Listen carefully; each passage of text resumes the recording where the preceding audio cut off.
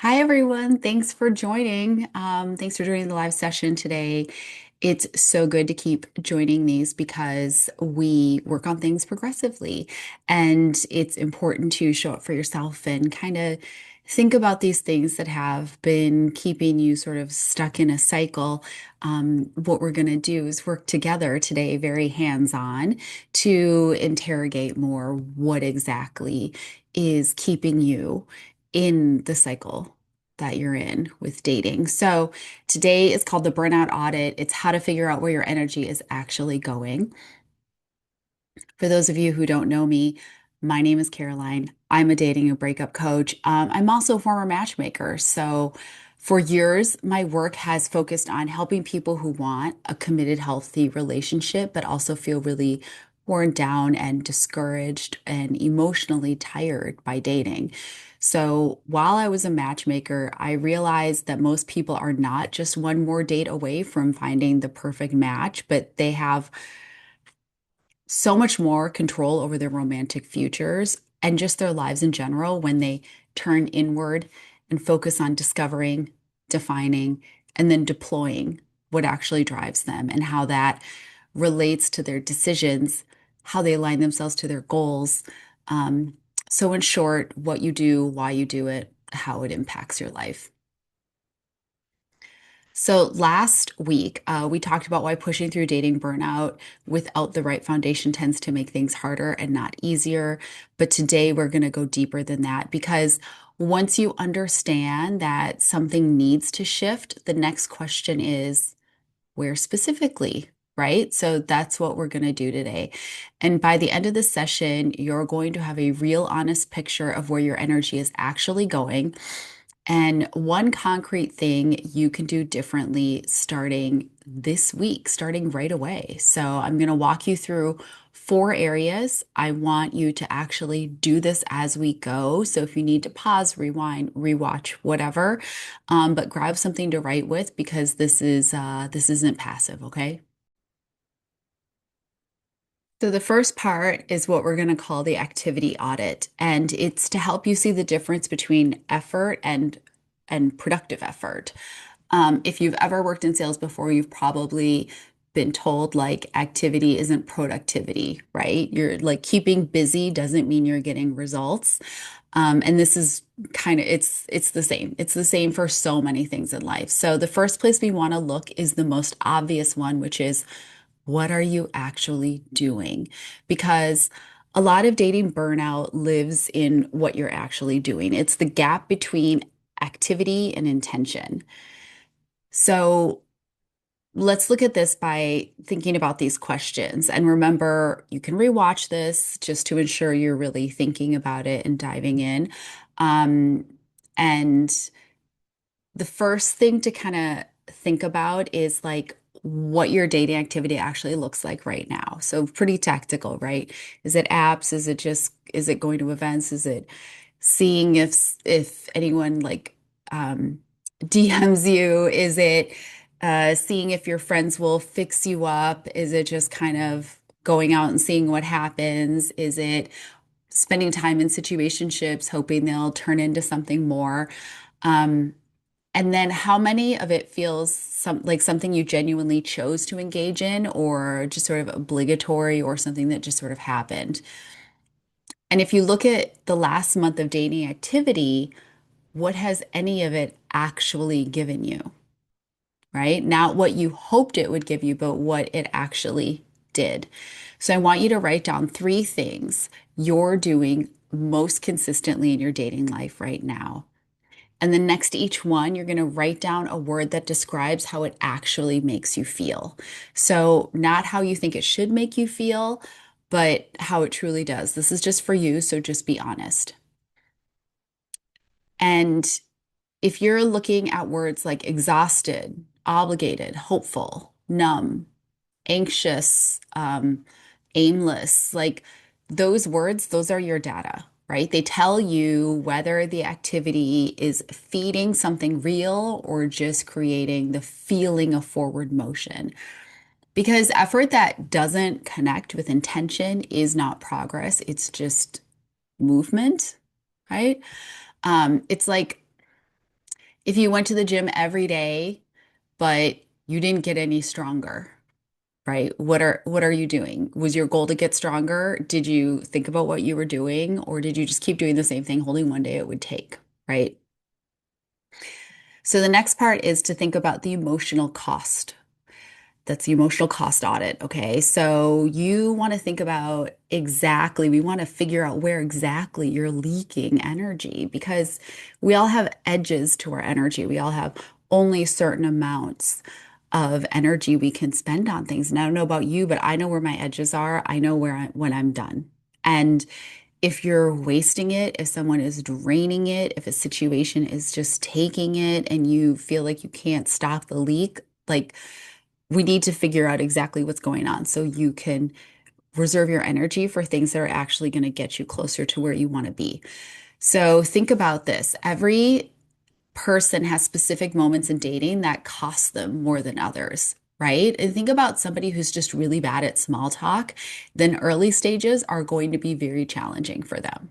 Right. Or just trying to go out to activities and get to know people. It's going to be really taxing if you find small talk very exhausting.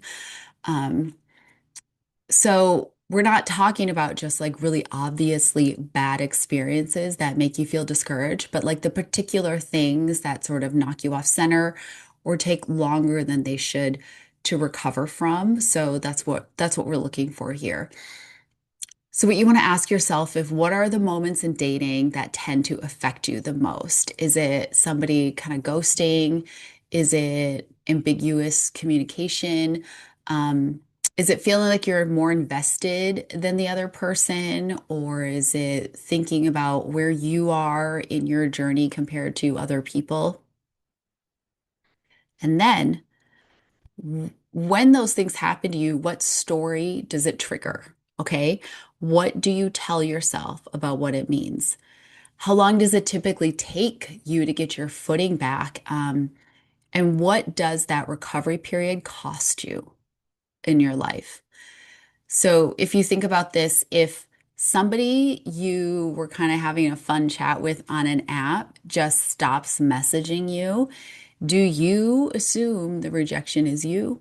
Or do you think, oh, well, I don't really know what their intent was on the app in the first place. I don't really know anything about them. This doesn't have anything to do with me, but obviously we're unaligned and do you move on? Or do you really think that it is a rejection of you, right? Um, that story you tell yourself is where the cost is. It's not the thing that happened, it's the cost of it happening, and how you're reacting to it. So we want to think about reframing this as not like weaknesses or problems. They are patterns. They're patterns. So once you can see a pattern clearly, you can work with it. But if you haven't figured it out and you haven't named it, you can't do anything about it because you just don't know where the energy leak is, right? You don't know where the work needs to be done. So the thing that drains you most in dating is rarely the thing that's on the surface. It's whatever meaning you've attached to it. So let's think about the motivation, right? The motivation audit. Let's get honest about why you're dating right now. A lot of people just go into this thinking, well, I really want to be in a relationship, so I have to date. I really want to find my forever person. I want to get married. I just want to have someone nice in my corner, right? Those are kind of like external reasons. And so a lot of people don't really think about exactly what's motivating them right now. And so they kind of skip it. And it requires a lot of honesty because it can be really uncomfortable. But it also tends to produce the biggest shift because when you understand what's actually driving your dating behavior, everything else starts to make a lot more sense. So I want to know, why are you dating right now? And I mean, really, not like I want to find my forever person, right? I want to meet my best friend, right? All the obvious things, like really think about what you think a relationship will give you in your life that you are lacking right now and why you think a relationship or dating is the solution to it. So think about the actual answer. Is it because you genuinely feel ready and open for connection? Are you afraid of falling behind your peers? Does it just feel better to be in the process of it than opting out of it? Right? Does somebody in your life just think you should be dating? Like if you're not, you're some kind of failure. So I just want you to kind of sit with this thought. If if nobody in your life knew whether you were dating or not, no friends were asking you what's going on, there was no social media to see what other people are doing or for you to share what you're doing. There was no sense of a timeline that you're supposed to be on in order to feel like you're moving forward in life. Would you still be dating the way you are right now? So the exercise is to write down your honest answer to, I am dating right now because blank. And then ask yourself whether that reason is one you actually want to be making decisions from. Because if the answer is because I am lonely, that is a bad place to start. It opens you up to a lot of people who maybe have bad intentions, people who are unaligned, people who are just going to waste your time, even if they don't really mean to, right? So, this really matters because if you're dating from urgency or fear or social pressure or loneliness or every outcome will then carry more weight than it should, right? A bad date becomes like evidence that there's like no good men out there, there's no good women out there, whatever. Um, Silence feels like a rejection instead of you just thinking, oh, I don't know what's going on with their lives. So I don't know why they were talking to me in the first place. This has nothing to do with me and moving on, you know? Um, you end up holding on too tightly to early connections. You know, when you're dating from genuine readiness and desire the same events that might have happened to you before, they just feel different. They're more water off a duck's back, right? And you don't waste energy recovering from them. And I'm not saying you have to be perfectly healed or completely ready before you date, but knowing why you're showing up at all, like really knowing why you're there, will change how you show up and it will change how you look at other people. So, the last audit we're going to do today is the support audit. And we really want to look at the gap between the support that you have around you and what would actually help. Because most people are just trying to navigate something that is so complex and the emotional landscape of dating is difficult, it is complex. Trying to find your person is not something you automatically know how to do, but everyone treats it like it is. And so everyone has this freedom to make up whatever rules about it they want, but there is no uniformity. What is good for one person is terrible for another. And so when you take advice from other people, you really don't know if their intent is aligned with yours. And you're supposed to just automatically know how to do this thing that, if it goes well, could completely change the trajectory of your life in the most amazing and wonderful ways. Or if it goes poorly, could literally destroy your life.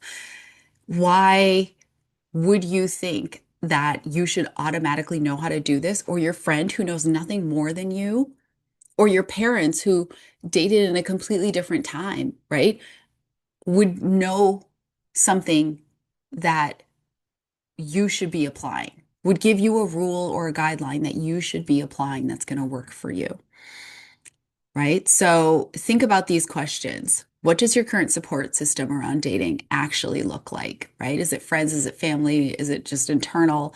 Um, is that support helping you move forward, or is it mostly keeping you stuck in place? When you follow it, do you get different results that are good, or are they just different, right? What kind of support would be actually useful to you right now? Um, is it like someone to help you process what comes up? Is it a framework that's built around your specific patterns?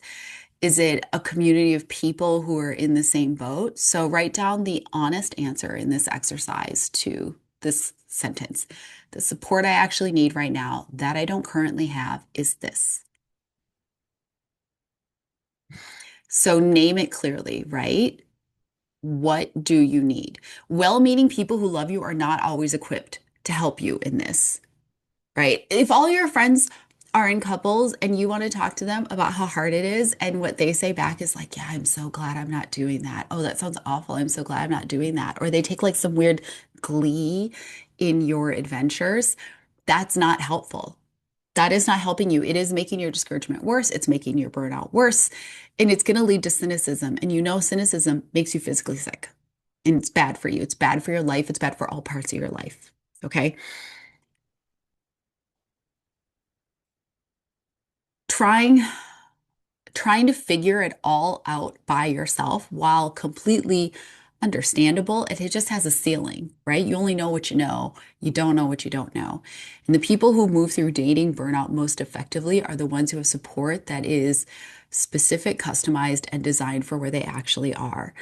You know, you can want the relationship of your dreams and still be building the foundation to get there and be working on getting it, right? It's a little bit of flying, flying the plane while you build it, which sounds crazy, but as long as you get the engine done first, you can do it. It can be done with the right support, right? You can't do it by yourself.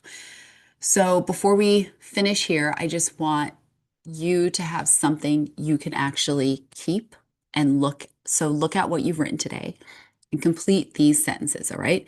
The dating activity that's costing me the most right now is blank.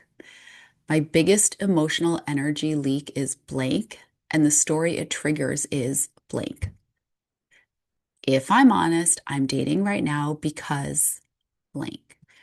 And the support I actually need that I don't currently have is blank, right? That is your audit. That's your honest picture of where your energy is going.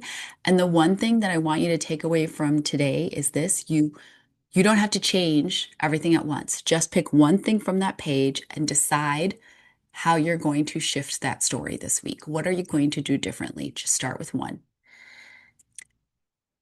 So, what you just did in this little exercise, this quick session, takes more honesty than most people ever bring to their dating lives. And that honesty is exactly what creates the opening for something to actually change. So if you looked at your audit today and you want support working through what you found, that's exactly what my free breakthrough sessions are for. It's just a focused conversation built around your specific picture, right? It's not generic. We look at what is draining you specifically, what needs to shift, and what moving forward would actually look like for you and what you need to do it. So the link is in the description, okay? Um, Also, remember to subscribe to the newsletter. It only goes out once or twice a week. I do not spam you. I really just try to put it all into one. Remember, you don't have to figure out your entire dating life today. You just have to be willing to look at it honestly. And you did that today. So that is a step most people never do. And if there are other topics you want me to cover here, let me know. Put it in the comments, put it in my DMs, let me know. And if you want to join more lives, make sure you're in the free Facebook group where we do these on a regular basis. Okay. Thanks for joining. Bye.